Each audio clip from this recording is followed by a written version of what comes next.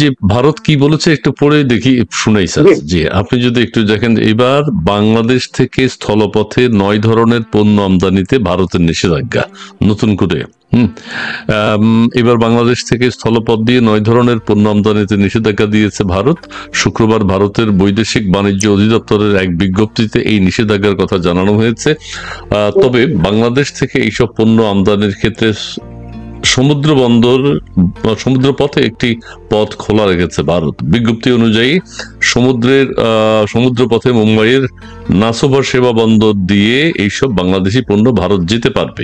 আর স্থলবন্দর দিয়ে আমদানি নিষিদ্ধ করা এইসব বাংলাদেশি পণ্যের মধ্যে রয়েছে কাঁচা পাট, পাটের রোল, পাটের সুতা ও বিশেষ ধরনের কাপড়। আচ্ছা, জাতীয় রাজস্ব বোর্ডের তথ্য অনুযায়ী 2023-24 অর্থ বছরে বাংলাদেশ থেকে ভারত এই 9 ধরনের পণ্য বাংলাদেশ থেকে এগুলো রপ্তানি হয়েছে মোট 14,94,94,00,000 $। আচ্ছা, এই 14,94,00,000 মধ্যে 14,77,00,000 পণ্য স্থলপথে পরিবহন করা হয়েছে, অর্থাৎ স্থলপথে বাংলাদেশ থেকে ভারতে গেছে। তার মানে 90% স্থলবন্দর দিয়ে বাংলাদেশ থেকে এই 9 ধরনের পণ্য রপ্তানি হয়েছে ভারতে।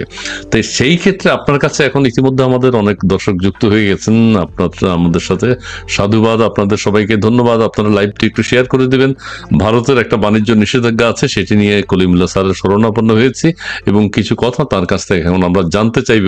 আপনারা যদি অংশগ্রহণ করেন এবং আপনাদের মতামত জানিয়ে কমেন্টস গুলো আমাদেরকে জানাবেন, সেগুলো আমরা শো করব এবং আপনাদের কমেন্টস নিয়ে আমরা মন্তব্য করার চেষ্টা করব। স্যার, এই যে 9 ধরনের পণ্য রপ্তানি ভারত আমদানি করবে না বাংলাদেশ থেকে স্থলপথে, বিশেষ করে এটা কিন্তু 14,77,00,000 পণ্য আমাদের বাংলাদেশ থেকে ভারতে রপ্তানি হয়।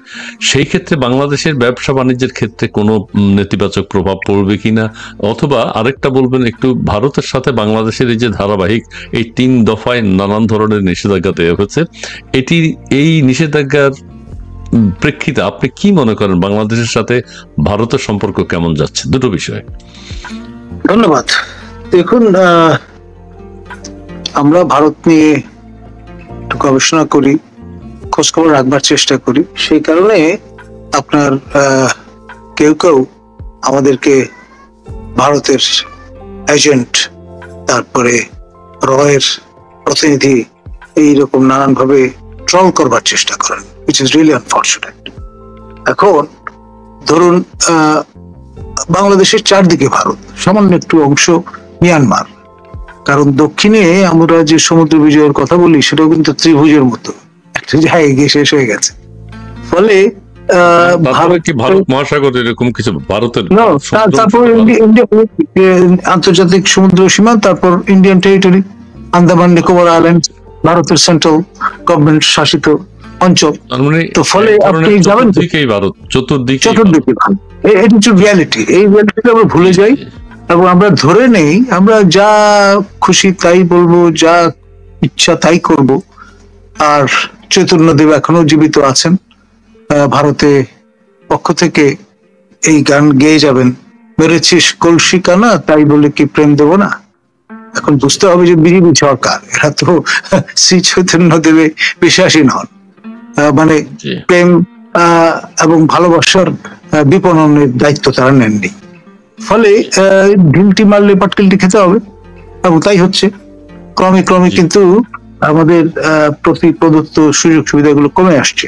এক, দ্বিতীয় যে বিষয়টি, সেটি হচ্ছে আগামী বছর পানি চুক্তি যেটি আছে ভারতের সঙ্গে গঙ্গার পানি বন্টনের, সেটির কিন্তু সময়সীমা মেয়াদ শেষ হয়ে যাবে। তখন ব্যাপারটি কি দাঁড়াবে? আপনার বঙ্গবন্ধুর সময়ে তিনি যখন সরকার প্রধান ছিলেন, তখন আপনার পানি সম্পদ মন্ত্রী ছিলেন প্রয়াত খন্দকার মোশতাক আহমদ, এবং তিনি প্রথম এই গঙ্গা পানি বন্টন চুক্তি ইনিশিয়েটর ছিলেন। আমার যদি মনে পড়ে 34,000 কিউসেক পানি আমরা পেতাম। এরপরে ক্রমে ক্রমে কিন্তু ভারতে গঙ্গার পানির চাহিদা বেড়েছে, ফলে নানান ভাবে সরবরাহ কমে এসছে। এখন যখন প্রয়োজন নেই তখন প্রচুর পানি আমরা পাই বর্ষার সময়, আর যখন লিন সিজন অর্থাৎ শুকনো মৌসুম, তখন পানির সরবরাহ অপ্রতুল। এখন নতুন বাস্তবতায় ভারত যদি বলে যে না, এখন থেকে 60 ভাগ বা 70 ভাগ পানি আমরা নেব, আপনারা 30 ভাগ বা 40 ভাগ নেবেন, তখন ব্যাপারটা কি দাঁড়াবে? এই চিরস্থায়ী শত্রু মনোভাবাপন্ন একটা ভাব নিয়ে আমরা যদি চলি, তাহলে তো সমস্যা পড়ে যাবে আমরাই, কারণ এটা নদীমাতৃক দেশ। তারপর যেহেতু চারদিকে ভারত, আমাদের তো পণ্য আমদানি রপ্তানি করতে হবে। এই বিষয়গুলো ইমোশনাল না হয়ে বাস্তব অবস্থাটা বিবেচনা করে আমাদের আসলে আচ্ছা এগোতে হবে, কথাবার্তা বলা। জি। আচ্ছা আচ্ছা স্যার, এখন এই ভারতের সাথে আমাদের এই পণ্য 9টা পণ্য রপ্তানি না করলে আমাদের কি অসুবিধা হবে? কি কি ধরনের, কি আমরা কি কোনো ব্যবসা বাণিজ্যে আমাদের কোনো নেতিবাচক প্রভাব পড়বে? আমরা অন্য দেশে তো রপ্তানি করতে পারি, অন্য দেশে তো রপ্তানি করতে পারি।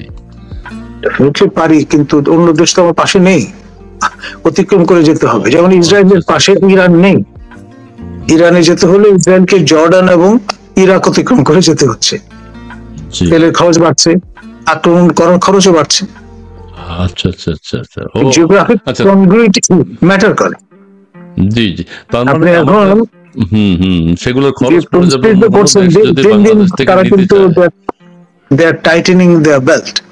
ফলে তারা আপনার যদি এইভাবে পৃষ্ঠ প্রদর্শন করতে থাকে, তাহলে আমরা কিন্তু ক্রমে ক্রমে একটা পরিস্থিতি পড়ে যাব, যখন মনে হবে যে ধাত্রী মাতা বিমাতা হয়ে গেছে।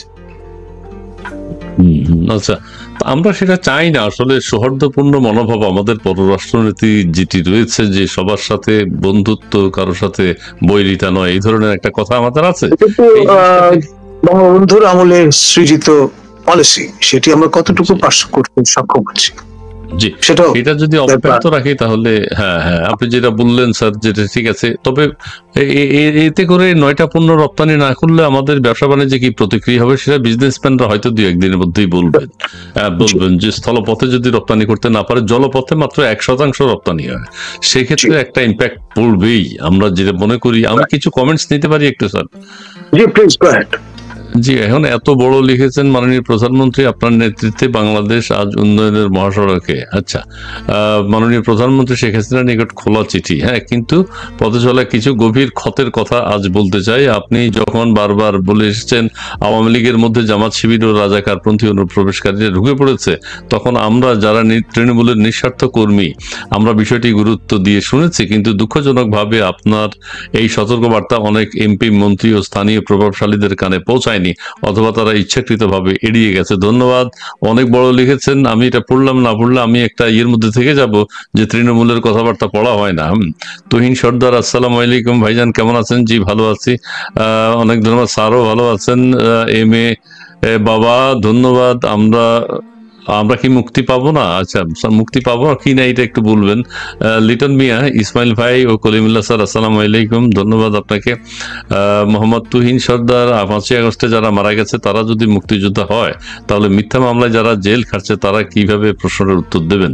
হ্যাঁ, এইটা একটা ঠিক আছে। কলিমুল্লাহ স্যার নিরাপদে থাকবেন। সৌদি প্রবাসী তুহিন সর্দার, আমি সৌদি প্রবাসী, ধন্যবাদ আপনাকে। আমি একটু এই শেখ শিপন, আসসালামু আলাইকুম, কেমন আছেন জনাব? কলিমুল্লাহ স্যারের কাছে প্রশ্ন, আমাদের সংবিধান থেকে 150 কেন মুছে দেওয়া হচ্ছে?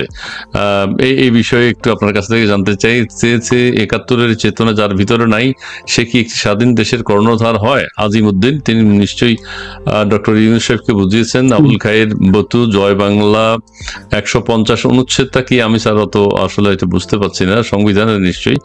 সুদখোর বুঝবে ঠেলা। ধন্যবাদ আপনাকে মামাটি। এবং তুহিন সর্দার, জয় বাংলা, জয় বঙ্গবন্ধু। আচ্ছা, এইভাবে অনেকে লিখেছেন। একজন ভাই ইংরেজিতে লিখেছেন বিএনপি জামাত, মিথুন বড়াল অনেক বড় লিখেছেন, ভাই টেরোরিস্ট হ্যাক টু ডেথ।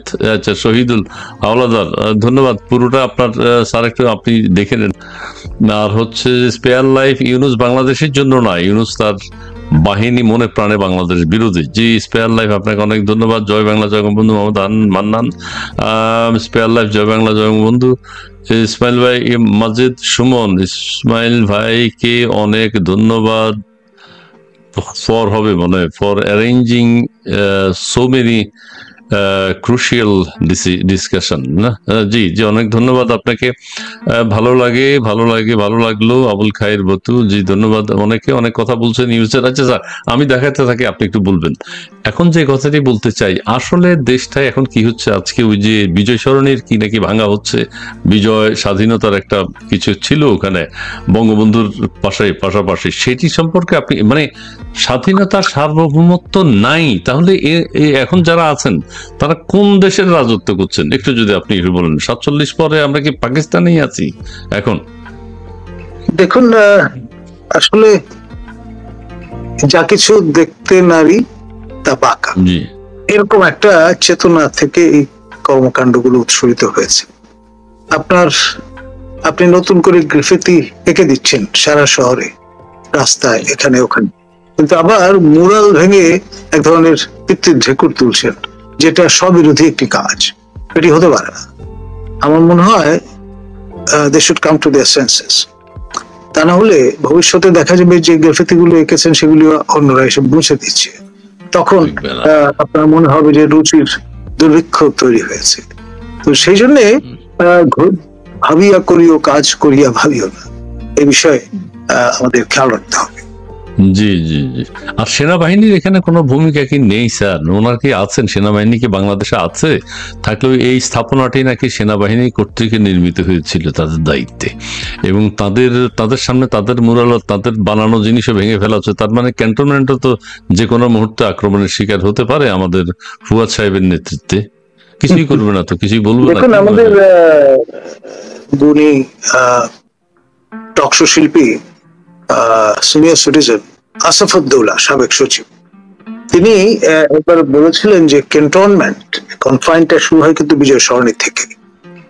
সুতরাং টেকনিক্যালি স্পিকিং এটা ক্যান্টনমেন্টের এলাকার মধ্যে, সেই জন্য আপনার জায়গাটা সেন্সিটিভ, এবং এ ধরনের কাজ করবার আগে 10 বার চিন্তা করে নেওয়া ভালো।